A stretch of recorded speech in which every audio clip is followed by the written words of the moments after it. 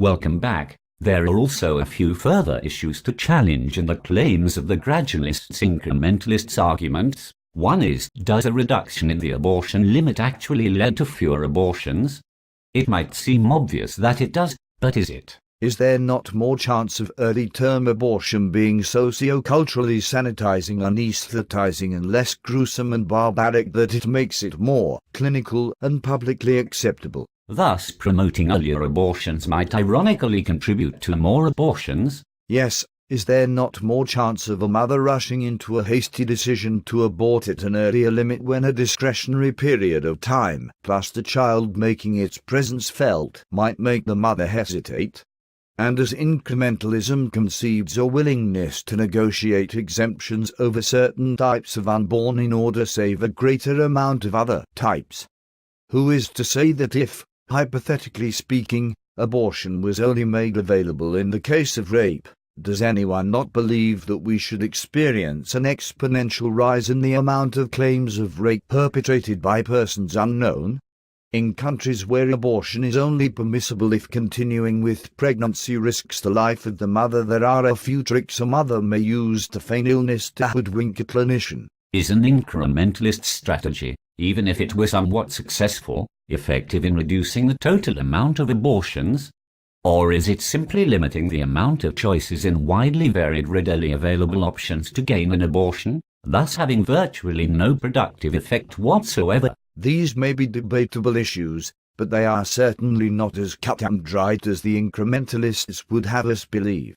Paying an immoral price for a greater good might be grounds for mitigation, but to do a deal with the devil and then discover it had no benefits at all and abortions continued unabated, or that the deal even aggravated the situation, it would be farcical and devastatingly tragic. It's a tough quandary. Do we save every life we possibly can at any price? If the price is the life of another of our neighbors. So solidarists say the price is always too high.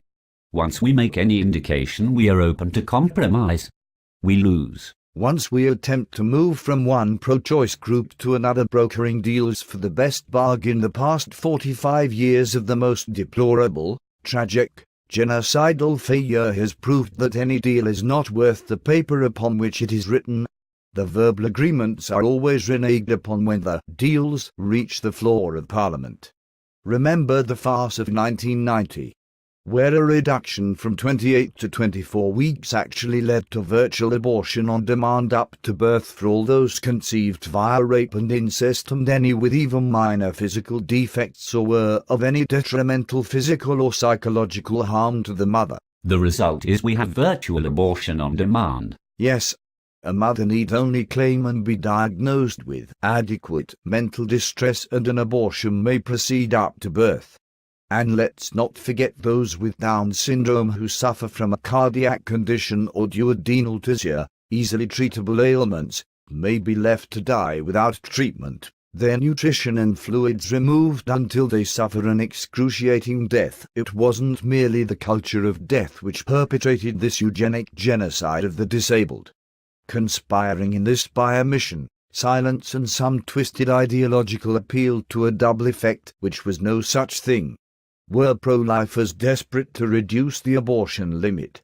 They adopted the form of utilitarian calculus. The benefit was a reduction of 4 weeks, the price?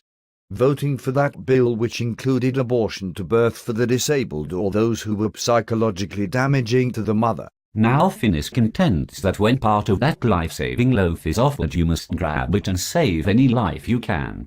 You are neither responsible nor culpable for those who will be aborted up to that new lower time limit, nor are you responsible for the grave evils perpetrated against those exempt from the brokered deal. That blame lies solely in those of ill will who created that policy.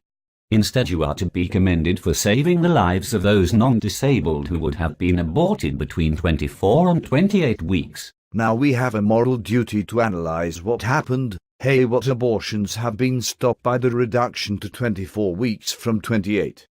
B. What was the moral price and the cost in lives of negotiation which left behind the disabled and those causing physical or psychological damage to the mother?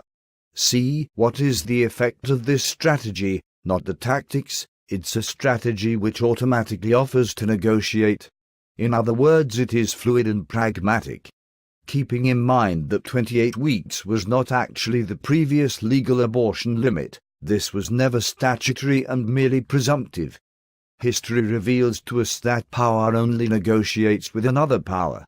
It does not negotiate with the weak, and an opening gambit of negotiation indicates weakness, folly, and an abrogation of the power one possesses. Only by a wall of unreserved solidarity, no exceptions, no compromise, that is a position of power with the consolidated public will, can we even begin to hope that we can influence the opposing side into even considering negotiation. It is intellectually dishonest to claim negotiation is not part of incrementalist strategy. Now one may argue the benefits/detriments of the Finnish position all one wishes, but for those who argue for Finnish while refusing to concede the strategy and tactics it demands is indicative of either delusional sincerity or mendacious incompetence. I repeat, this is not merely an argument over tactics. This is a deeper issue, one of moral solidarity, a house built on rock, and that involves a truly moral strategy. Many incrementalists have adopted effective tactics in sincerity, appealing to a change of heart with an overriding gentleness, but this is utterly futile when combined with a strategy of ever-adapting pragmatic relativism. Instead, a position of strength, which will gather hearts and minds, is one of unswerving authenticity and sincerity, that is only to be found within the Solidaritism position. In true strength will come the gentleness and firm resolve, for with correct strategy we can adopt correct tactics of moral conversion and educational metanoia, not treating the pro-choicer as the enemy, but as the patient and the victim. We'll return in part 3.